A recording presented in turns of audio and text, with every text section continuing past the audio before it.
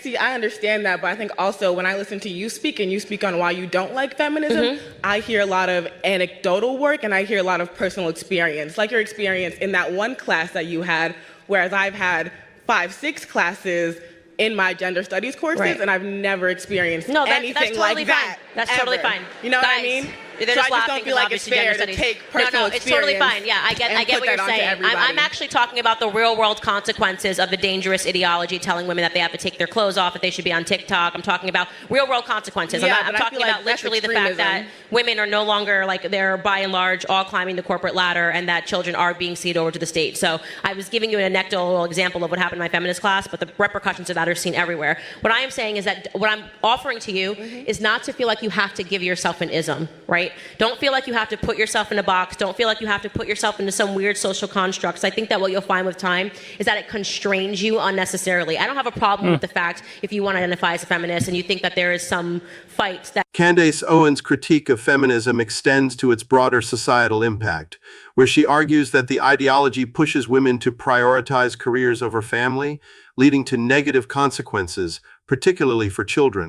According to Owens, this shift results in children being raised by the state rather than by their parents, which she views as detrimental to family stability and society at large.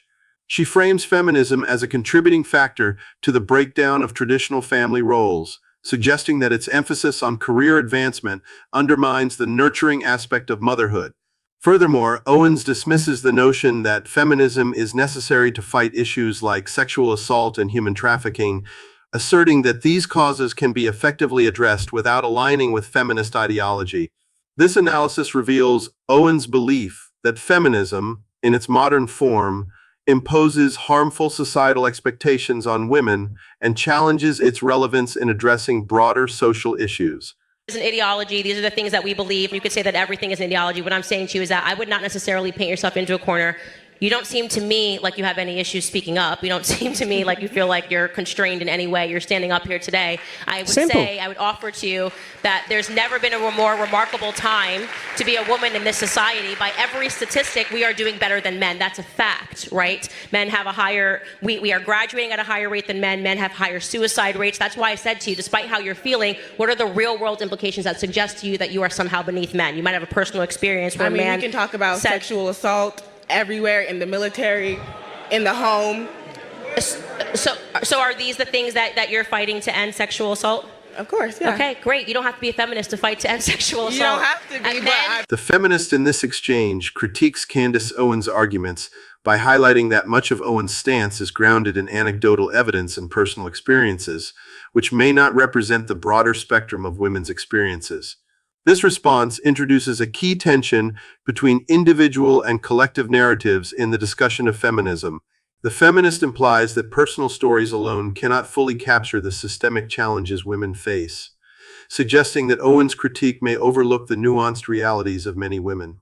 In contrast, Owens emphasizes the importance of focusing on tangible, measurable societal outcomes rather than subjective experiences. She argues that rigid ideologies like modern feminism can constrain individuals by creating unnecessary divisions and limiting personal growth. Owens advocates for a more flexible, individualized approach to social issues, encouraging women to rise above ideological labels in order to realize their full potential. This exchange underscores the broader debate between systemic analysis and individual autonomy in discussions of gender and equality.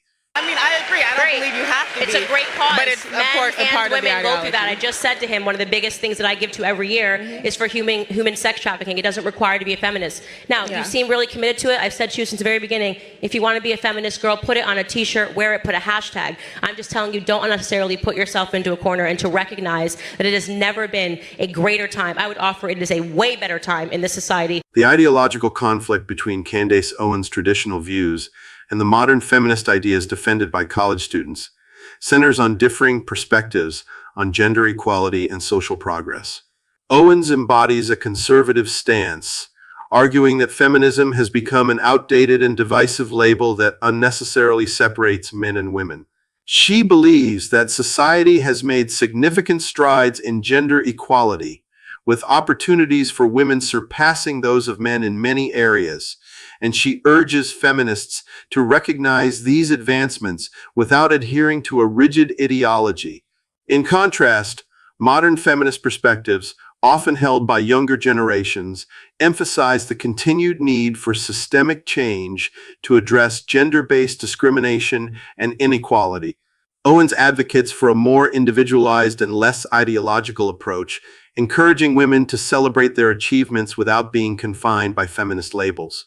This clash highlights the broader debate over whether traditional gender roles are still relevant and whether feminist movements are necessary in a society that Owens sees as already having achieved substantial progress for women. What do you think about this issue? Leave your comments below. Thank you.